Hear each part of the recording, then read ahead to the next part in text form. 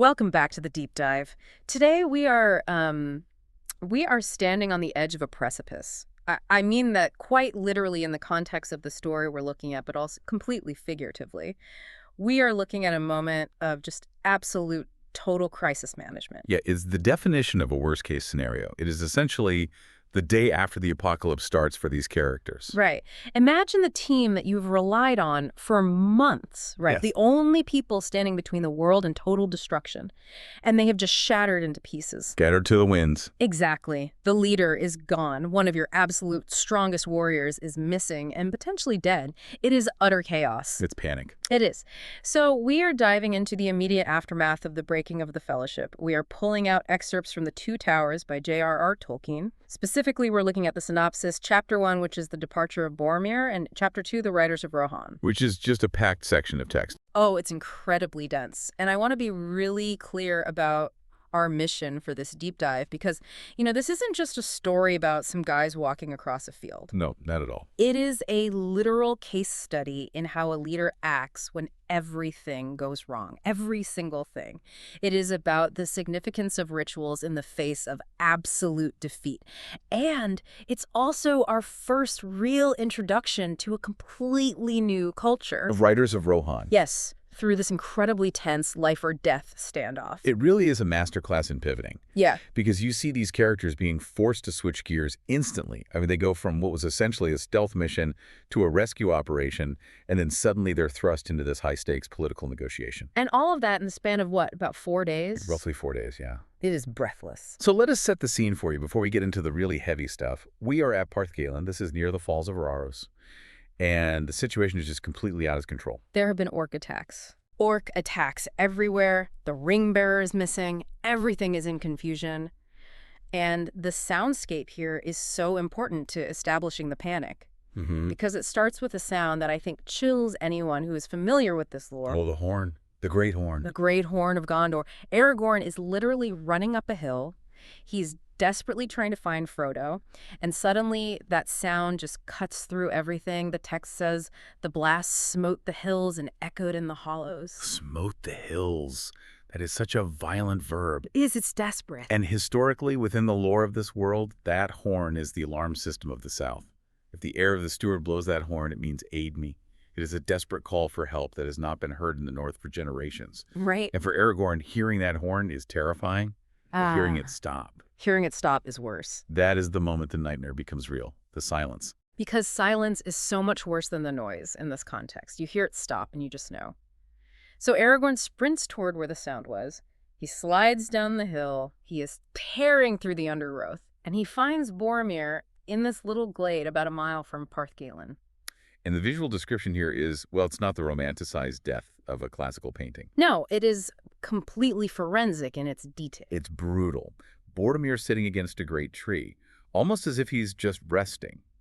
But the details tell the whole terrible story. He is pierced with many black-feathered arrows. Black-feathered. That's an important detail we will come back to. Exactly. And the text notes specifically that his sword is broken near the hilt, and his horn is cloven in two. He is surrounded by slain orcs. 20 at least, according to the text. That imagery, though, the broken sword and the cloven horn, it is so deeply symbolic. It's literally the shattering of Gondor's strength right there in the mud. But he is still alive. Right. Barely alive. And the most critical part of this scene isn't the battle that we missed. Tolkien skips the battle entirely. The critical part is the conversation that follows. Because Boromir is fading incredibly fast, and his final words are a confession. He opens his eyes and he looks at Aragorn. Yeah, he looks at him and says, I tried to take the ring from Frodo. I am sorry. I have paid. That phrase, I have paid.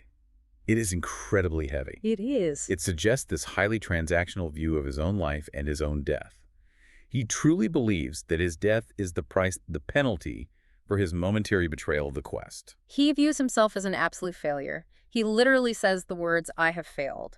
And this is where I think we have to stop and really look at Aragorn's leadership. Oh, absolutely. Because a lesser leader or a panicked leader, which frankly would be a reasonable way to react here, they would have focused on the strategic asset. Right. They would grab him by the shoulders and say, where is the ring? Exactly. Which way did Frodo go? Who took him?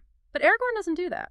No, he ignores the tactical situation entirely for a moment, just completely pushes it aside to focus on the human soul in front of him.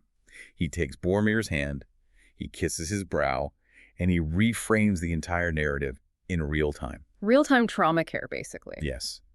He says, no, you have conquered. Few have gained such a victory. Be at peace.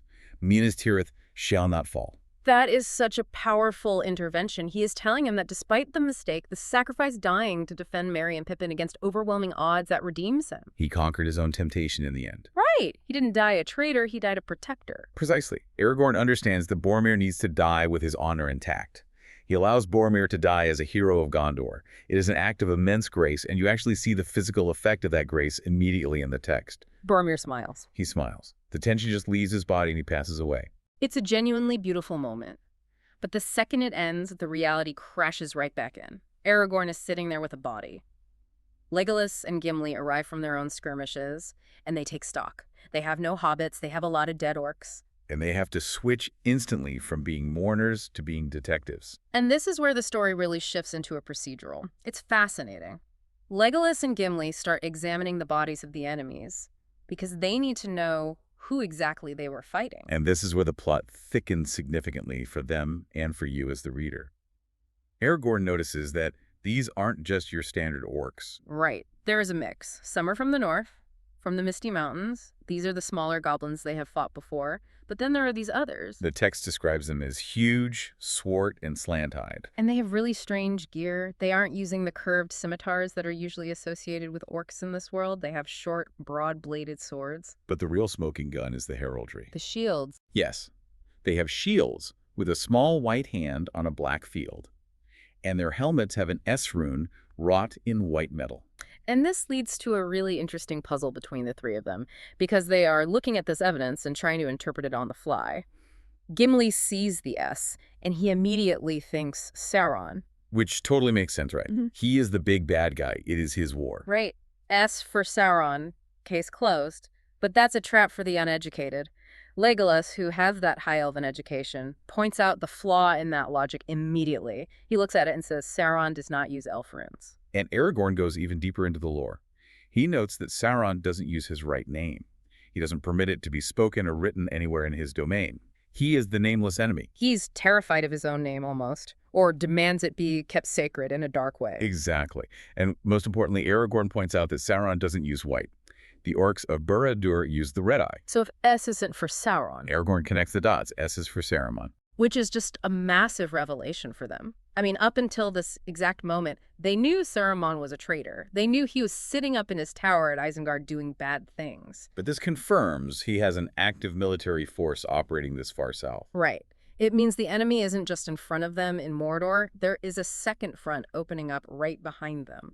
They are essentially in a pincer movement. It changes the entire strategic map. They are caught between two fires. Isengard is no longer just a political threat or an abstract wizard problem. It is an active combatant on the board. But before they can even really begin to deal with that massive problem, they have a very immediate, practical, logistical problem. They have Boromir's body. Right. And in this world, how you treat the dead matters deeply. But the ground at Parth Galen is rocky. They have no shovels. They have no tools to dig a proper grave or build a stone cairn. Legolas says they can't just leave him there like carrying among these foul orcs. It would be an absolute desecration of a hero. So they opt for a funeral that ultimately becomes legendary. They decide to send him over the falls of Rauros in a boat. Which is a solution born purely out of necessity. They have boats and they have a river. That's all they have. But it becomes this deeply mythic ritual. The description of how they lay him out is incredibly vivid. They aren't just dumping the body and pushing it off. They take the time to comb his long, dark hair. They put his hood and his elven cloak under his head like a pillow. The golden belt of Lorien is tied around his waist. And they place the swords of his enemies at his feet. It is a true warrior's funeral. They are sending him to the Anduin, the great river. And the symbolism there is huge, because the Anduin flows south. It flows past Osgiliath and past Minas Tirith. They are using the river to bring him home. To bring him back to his father. And the text mentions that this act actually spawns a legend. It says that long was it said in Gondor that the elven boat rode the falls and bore him down through Osgiliath and out into the great sea at night under the stars. Now, physically speaking, sending a little wooden boat over a massive waterfall. It's probably going to smash to pieces at the bottom, right? In reality, yes, almost certainly. But the myth-making starts right there in the text. The ritual created a story that allowed the people of Gondor to eventually find closure. It almost doesn't matter if the boat physically survived. The idea of the boat survived. And then to finalize the ritual, they realize they can't just push the boat into the current and walk away in silence. They need words. But they don't have a prayer book. They don't have a priest. So Aragorn and Legolas improvise a song. This is a fascinating use of poetry to process grief. It really is. They don't have time to mourn properly. They literally have an army of orcs to chase. So they use this song to say a proper goodbye. It is called the Lament for Boromir. And the structure of it is so interesting. Aragorn sings about the west wind coming to Rohan, asking for news. Legolas sings about the south wind coming up from the sea. And then Aragorn takes the north wind. They were asking the winds, what news of the hero? And the winds replied that they saw him die or saw him pass. It is very elemental, very connected to the landscape. But notice who doesn't sing. Gimli. Gimli stays completely silent. He refuses to sing about the east wind. Because the east wind comes from Mordor. Exactly. It brings the fume of the volcano, the ash, the literal smell of death. Gimli says, I will say naught of it. It is a profound character moment for the dwarf. Even in a song, even in the middle of processing his grief, he refuses to give the enemy a voice. He refuses to let the east wind have any part in Boromir's memory. So they push the boat out. The current catches it. Boromir goes over the falls, and he is gone. Now the three hunters, Aragorn, Legolas, Gimli, they're standing alone on the shore. The funeral is over, but the crisis is still burning right in front of them. Which brings us to part two, the detective work and the hardest choice. Because Aragorn has to switch back into ranger mode instantly. Right, he goes down to the water's edge, and he starts looking at footprints. And the text emphasizes how incredibly difficult this tracking is. The ground is wet. It has been trampled by dozens of heavy orc boots. And hobbits leave very light prints to begin with. But he finds the clue. A pack is missing. Specifically, Sam's pack. Right. Aragorn describes it as rather large and heavy, because we know Sam packs everything but the kitchen sink. All the pots and pans. Exactly.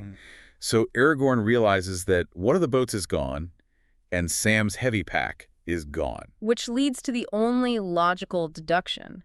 Frodo took a boat, and Sam went with him. They have crossed the river to the east. They are going to Mordor completely alone. And Aragorn notes this with a bit of a smile. He says he did not find it easy to leave Sam behind. It's a small moment of warmth amidst all this stress, but knowing this creates the ultimate strategic dilemma for the remaining three. They have a binary choice, and it is agonizing. Let us break this down for you. Choice A is to follow Frodo. This represents the fate of the entire world. The whole point of the Fellowship was to help the Ring-Bearer destroy the ring. If they don't help Frodo, he might get caught, Sauron gets the ring, and the world literally ends. Correct. That is the utilitarian choice, the big picture choice. Choice B is to follow the orcs. Merry and Pippin have been captured. If the hunters do not go after them, those two hobbits will face torment and death in Isengard. But saving them does nothing to stop Sauron. It doesn't save the world. Right. It's the classic ethical dilemma. Do you save the millions by ignoring the two? Or do you save the two because they are your friends, even if it risks the millions? And Aragorn doesn't agonize over this for hours, though. He makes his decision almost instantly once he has all the facts in front of him. What does he say? He says, the fate of the bearer is in my hands no longer. That is such a crucial line. It is, because he recognizes that Frodo chose to leave them. Frodo made the conscious decision to break the Fellowship to protect them from the ring's influence, specifically to protect them from doing exactly what Boromir just did. So Aragorn decides to honor that choice. He respects Frodo's agency, and that frees him up to fulfill his immediate duty of loyalty to Merry and Pippin. Exactly. He chooses his friends. He chooses to save the two younger hobbits from torture. And in doing so, he shifts his role entirely within the narrative. He stops being the guide to the ring-bearer, and he shifts into the role of the rescuer. And he seals it with that famous line that just completely signals the shift in the book's energy. We will make such a chase as shall be accounted a marvel among the three kindreds, elves, dwarves, and men. Forth the three hunters. I get chills every single time I read that. That is the exact moment they stop being victims of this terrible ambush and they start being the predators. They're hunting the orcs now. And that leads us directly into part 3, the chase across Rohan. We really need to pause here and appreciate the physical feat that is being described in this chapter.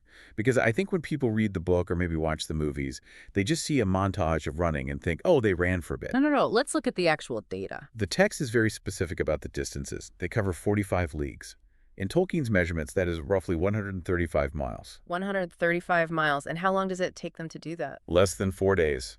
That is insane. I mean, really think about that. That's more than a marathon a day, every single day for 4 days straight. And they are running on a track. They aren't running on paved roads in running shoes. No, they are scrambling over the Emmenmeal first, which are these sharp, razor-backed rocky ridges. It's more like technical rock climbing than running. And then they are sprinting across the open plains of Rohan through tall grass and incredibly uneven ground. And let's talk about the group composition here. You have Legolas. Okay, he's an elf. We know they are essentially tireless. They run light on the grass. You have Aragorn. He's a ranger, a Númenórean. He's like 6'6" and tough as nails. But then you have Gimli. The dwarf. Gimli is honestly the MVP of this entire chase sequence. We typically think of dwarves as sprinters, maybe, or heavy infantry, short legs, heavy mail armor. They aren't built for long-distance endurance running. Right. But Aragorn says dwarves, too, can go swiftly, and they do not tire sooner than orcs. Gimli proves to be incredibly resilient. He keeps pace with an elf and a king for 135 miles. And they are doing all of this with barely any sleep and barely any food. They are relying almost entirely on lembas bread. The text says often in their hearts they thanked the Lady of Lorien for the gift of lembas, for they could eat of it and find new strength even as they ran. It's basically high-octane, elvish superfuel. Yes, but even with magic bread, the caloric deficit they must be experiencing is massive. But it's not just a physical challenge, is it? Because as they run, Aragorn mentions a weariness of the heart that is actually harder to push through than the fatigue in his legs. Yes. This is where the subtle magic system of Middle-earth creeps into the chase. Legolas, being an elf and sensitive to these unseen things, identifies it. He looks at the horizon and says the will is not behind us but before us. Meaning Saruman. Exactly. Yeah. Saruman isn't just sitting in his tower at Orthanc waiting for a status update from his troops. He is actively exerting his will over the land itself. He is using his magic to drive the orcs faster, giving them a supernatural endurance. And simultaneously, he's trying to psychologically slow down the hunters. So the landscape itself feels hostile to them. The silence feels oppressive. It feels like they are running through a trap, or, you know, that feeling in a nightmare where your legs just feel like lead. Yes, exactly. It's asymmetrical warfare. They are fighting a wizard's mind while physically running an ultramarathon. And despite this impossible pace they're keeping, the trail actually starts to go cold. They can't see the orcs on the horizon anymore. The orcs are running day and night, which is unusual even for orcs. So the hunters are losing hope. They feel like they are just too late. Until they find the clue. And this is such a great detective moment. Aragorn suddenly runs off the main trail because he sees some tiny disturbance in the grass, and he comes back with something glittering in his hand. The brooch of an elven cloak. A leaf of Lorien. Now, why is this tiny little object so deeply significant to them? Because it tells them 3 vital pieces of information instantly. 1, Pippin is alive. 2, he's not bound so tightly that he can't move his hand. Which is huge. And 3, he has his wits about him. He didn't just drop it by accident. He cast it away as a deliberate token for anyone who might be following them. It is a clear message. I am here. I'm alive. Keep coming. Exactly. Aragorn says not idly do the leaves of Lorien fall. It renews their hope completely. It transforms the chase from this desperate, depressing gamble into a targeted pursuit with a tangible goal. They know for a fact they're on the right track. So they push on, they run through the night, they run through the next day. They cross the plains of Rohan, which are described as a great green sea. It is vast, empty, rolling glass land. And finally, in part 4 of our deep dive, they encounter the locals. The riders of Rohan. The Rohirrim. This is our first proper introduction to this culture in the books. So set the scene for us. The hunters are on foot. They're exhausted. They're covered in dust and mud. They look like complete vagabonds. And they see this massive group approaching. Legolas spots them first, of course. His elf eyes are so much better than binoculars. He counts them out. 105 riders. And Aragorn has to make a quick tactical decision. Right. He decides they can't run. You simply cannot outrun horses on an open plain. So they wait. They wrap their elven cloaks around them, and they just sit on the grass. Which is a remarkably bold move, just sitting there while 100 heavy cavalry charge directly at you. It is a power move in its own quiet way. And the description of the riders as they arrive is magnificent. Tolkien clearly loves writing about this culture. Tall men, flaxen pale hair, burnished mail, ash spears. They sound terrifying and beautiful. They are sweeping around the trio in a tightening circle. It is a display of absolute discipline and power. They don't just casually ride past, they execute a textbook tactical encirclement. They aren't just a mob with horses, they're a highly trained military unit. And they trap the hunters. The leader rides forward, Eomer. He is the third marshal of the Rittermark. He is tall, he has a white horsetail crest on his helm, and he is skeptical, to say the least. He confronts them, he points a spear at them and asks who they are. Aragorn introduces himself as Strider initially. But Eomer isn't impressed by that at all. He points out that hunting orcs on foot in this weird gear is deeply suspicious. He asks them point blank, "Are you elvish folk?" And this triggers the conflict. Aragorn mentions that they came through Lothlorien and that they have the favor of the Lady Galadriel. And Eomer reacts, he reacts poorly. Very poorly. You have to understand that to the average man of Rohan, Lothlorien is a place of spooky, dangerous magic. They don't understand elves. So he calls her the sorceress of the Golden Wood and says few escape her nets. He essentially implies she is a witch who traps and deceives people. Now, Gimli the dwarf. We established in the previous book that he has fallen completely in love with Galadriel in this very courtly, platonic way. He does not take this well. Not at all. This is the ultimate hold-me-back moment. Gimli stands up, and remember, he is waist-high to these massive horses. He grips his axe, and he tells Eomer he will cut off his head if he speaks evil of the lady. Talk about a tense standoff. You have one single dwarf threatening a marshal of the Rittermark who is surrounded by 100 spears, and Legolas has an arrow knocked on his bowstring, instantly ready to shoot Eomer right in the face. It is a complete powder keg. If Aragorn doesn't step in right then, everyone dies. Legolas and Gimli might take down 5 or 6 riders, sure, but they would be turned into pincushions in seconds. So Aragorn has to be the peacekeeper. He physically intervenes. He steps between the dwarf and the horsemen to prevent a massacre. He de-escalates the situation. And through the dialogue that follows, we learn a lot about the politics of Rohan. What exactly is the situation in this country? It is dire. Eomer reveals that Rohan is besieged. They are fighting Saruman, who has claimed lordship over their land. But it's actually worse than just an external war. The government is failing from within. The king, Theoden, is described as old and under the influence of craven councils. This is the very first hint of Grima Wormtongue's influence, though he isn't named yet in this chapter.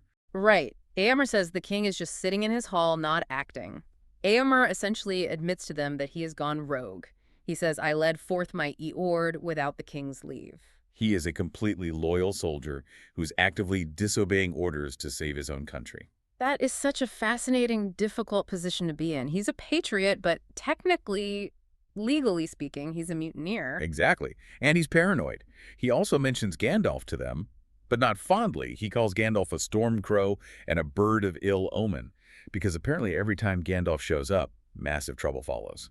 And he mentions that Gandalf actually stole the king's prized horse, Shadowfax. Which is a hilarious misunderstanding of what actually happened in the prior books. But from their perspective, the horse is gone and Gandalf is gone, so it looks exactly like theft. Precisely. Yeah. So you have a deeply paranoid government, a rogue general, a country at war, and rumors of spies absolutely everywhere. In a very unstable, very dangerous environment for our heroes to just walk into. Which makes Aragorn's next move in Part 5 so incredible. The reveal. Yes. Eomer demands to know whom they serve. He asks, "Are you friend or foe of Sauron?" And Aragorn decides that the time for the Ranger disguise is completely over. He sheds the Strider persona completely. The text actually says he seems to grow in stature. He draws his sword, Enduril. He holds it up and explains to this entire circle of horsemen that it is the sword that was broken and has been reforged. He cries out, "Elendil," and he introduces himself not as a wandering ranger, but as Aragorn, son of Arathorn, Elisar, the Elfstone, Dunedain, the heir of Isildur. It is his big "I am the king" moment. It is an absolute mic drop. It really is. The text describes a white flame flickering on his brow like a crown. It is a glimpse of the majesty, the Numen that he usually keeps hidden away. And it works perfectly. Eomer, who is a high-ranking military leader surrounded by his own troops, literally steps back in awe. He recognizes true authority when he sees it. He realizes he isn't dealing with a vagabond at all. He's dealing with living legend. He actually says dreams and legends spring to life out of the grass. It completely flips the power dynamic of the entire scene. Suddenly, the three walkers are the ones in charge of the conversation. But then comes the crash. Because after all that posturing, Aragorn asks about the orcs and the hobbits. He expects Eomer to say, "Oh yes, we rescued your little friends. But Eomer says the orcs are destroyed. We found none but orcs." That is devastating news. He's very clear about it. We piled the carcasses and burned them. The ashes are smoking still. He says they found no dwarves, no children, which is what he would naturally mistake a hobbit for, just orcs. This creates a massive mystery for the characters and for you reading it. Because if the hobbits were with the orcs and the orcs are all dead and the bodies were checked before burning, where are Merry and Pippin? The logic dictates they are dead, buried in the ash or trampled under the horses' hooves during the night battle. But Aragorn refuses to accept it. He operates on hope against hope. So despite this grim news, they have to come to an arrangement with the writers. Which brings us to part 6, the alliance and the horses. Eomer is in a huge bind here. By law, his standing orders are to arrest any strangers and take them directly to the king. But he trusts Aragorn now. He decides to gamble his career on him. He says, "I place myself and maybe my very life in the keeping of your good faith." He strikes a deal, he lets them go free to search the battlefield, and he lends them horses. This is a huge deal in Rohan culture. Horses in Rohan are life. They are prized above absolutely all else. And he gives them spare mounts from men who died in the battle the night before. We get the names of the horses here too, Hasufel and Arod. Correct. Aragorn gets Hasufel, which is a dark gray horse, and Legolas gets Arod, a lighter, more fiery horse. But there is a condition to this gift. Aragorn must promise to return the horses to the king's house, Meduseld, eventually. Which means Aragorn is now politically leveraged. He can't just leave the region after he finds the hobbits or their remains. He owes Eomer. He has to enter the viper's nest of Doris. We get a bit of levity here with the writing arrangements, which I just love. Legolas, being an elf, refuses a saddle entirely. "I need them not," he says. He just leaps onto Arod bareback. He controls the horse with just spoken words and a light touch. It is a beautiful display of that elvish harmony with nature. And then there's poor Gimli. Gimli is not a horseman, not even a little bit. He has to ride pillion behind Legolas. The text says he was not much more at ease than Sam Gamgee in a boat. Which is saying a lot, considering how much Sam violently hates boats. It's a really funny image, this deadly dwarf warrior clinging tightly to the waist of an elf, bouncing along awkwardly on a horse. But it's also genuinely sweet. It solidifies their growing bond. Legolas and Gimli, literally physically attached, riding into danger together. So the riders depart, they ride away to the Entwade to continue their war, and the three hunters ride towards the smoke, towards the pile of orc carcasses near Fangorn Forest. And that's exactly where the chapter leaves us. Standing on the edge of the deep forest, the trail has seemingly ended in fire and ash. So let's wrap this up and look at the big picture of what we've covered. We have gone from a funeral at a waterfall through a 135-mile ultramarathon to a incredibly tense political negotiation on the open plains. It is a breathless sequence. But if we connect this to the bigger picture of the whole story, look at what has happened to Aragorn specifically. Let's unpack that. At the start of this deep dive, he is the doubt-filled leader of a completely broken fellowship. He feels he has utterly failed. He says, "All that I do goes amiss." He is entirely reacting to Sauron's moves. But by the end of this sequence, he has actively claimed his title. He has commanded a foreign army commander. He has forged a new political alliance. The crisis forced him to step up. He stopped being a guide and started being a king. Exactly. Pressure makes diamonds. The disaster of Parth Galen forged the leader who will eventually save Gondor. And look at the theme of hope here. Logic says the quest is over. Logic says the hobbits are dead. The physical evidence says they are literally ash. But Aragorn continues anyway. That refusal to give up, even when all the data says you absolutely should, is what defines the hero here. It does. And I want to leave you, the listener, with a final thought to mull over as we end this deep dive. We talked about Eomer's choice to trust Aragorn. He broke the law, he disobeyed his standing orders, and he risked his entire career, maybe his life, based on a gut feeling about a stranger's character. A stranger who pulled a sword on him 5 minutes prior. Exactly. So here's the question for you. Would you have made that choice? In a time of war, with spies everywhere, would you trust the guy with the broken sword and the weird friends just because he spoke like a king? Or would you have arrested him? Because 9 times out of 10, trusting the stranger in that situation gets you killed. Eomer's choice saved the world, but it was a massive, massive gamble. That is the ultimate risk of faith. It certainly is. Thanks for joining us on this deep dive into the Two Towers. Next time, we might just find out what is hiding in that dark forest. Until then, keep reading.